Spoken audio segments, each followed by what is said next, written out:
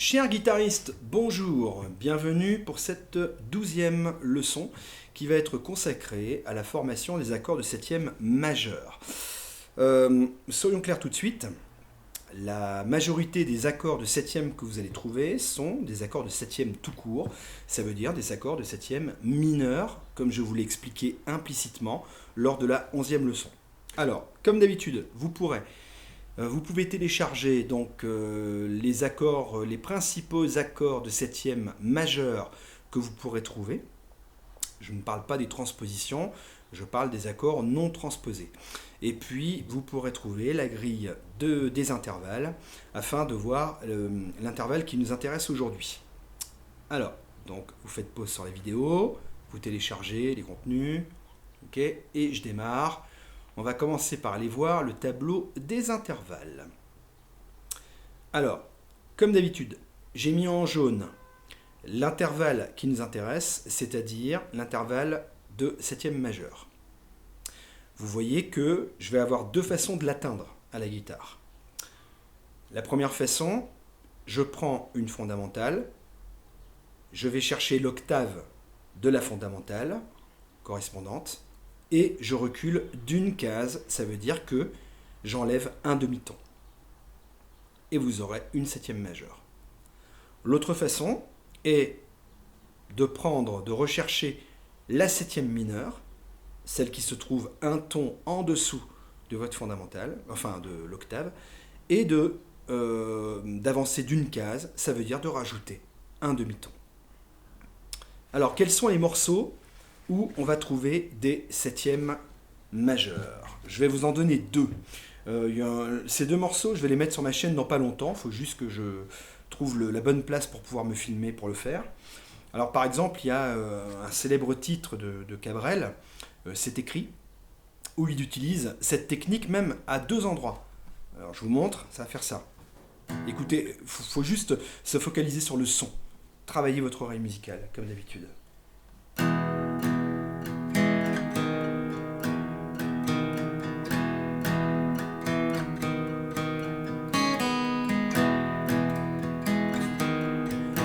Voilà, là je vais avoir la formation, on va le voir après, d'un mi majeur, grand M 7. C'est comme ça que ça s'écrit. Lorsque la 7e est majeure, je mets un grand M, un M majuscule, devant le chiffre 7. Alors, je vous le fais la suite.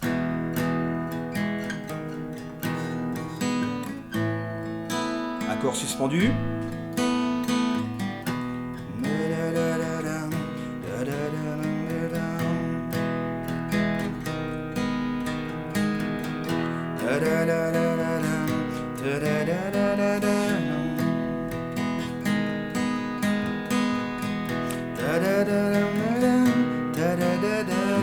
Et là, il en met même un deuxième.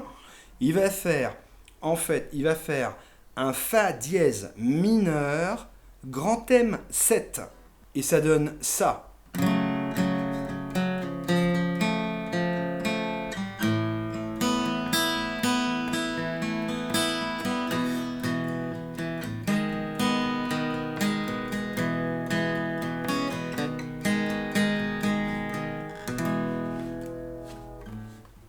Alors, un autre morceau que je vais également publier et qui fait ce type d'accord, c'est une chanson qui n'est pas très connue, d'Axel Bauer, qui s'appelle Une prière.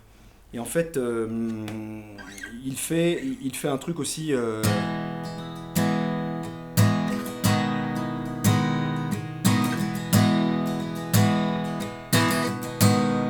Écoutez bien le son. Alors, on peut le prendre comme ça aussi. En 7e case, je parlerai plus tard dans un autre cours. Je vous parlerai des accords qu'on appelle des power chords, des accords de puissance. Axel Bauer aime bien aussi ça. Alors, essayez pas ça pour l'instant.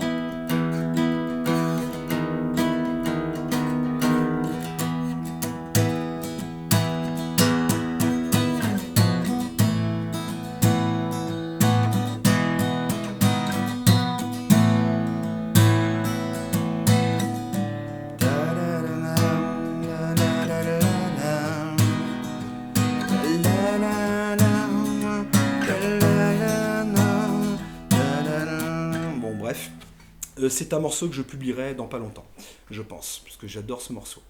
Alors, venons-en à la construction des accords de septième majeur. Prenons par exemple une position de, comme d'habitude, de La. Je prends un La majeur. Voilà un La majeur.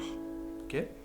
On a vu dans la vidéo précédente qu'il suffit de relever, de jouer à vide la troisième corde en partant du bas pour trouver un La 7, un A7. Ça veut dire que le La résonne en septième mineur.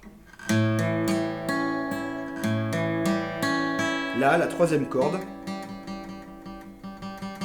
sonne à vide. Ok ? Eh bien, il suffit de rajouter à ce moment-là un demi-ton. Ça veut dire que je vais placer un doigt à la troisième corde, première case. Un demi-ton après la septième mineure pour obtenir un La grand M7. Écoutez le son. C'est un peu bancal hein, comme son. Hein.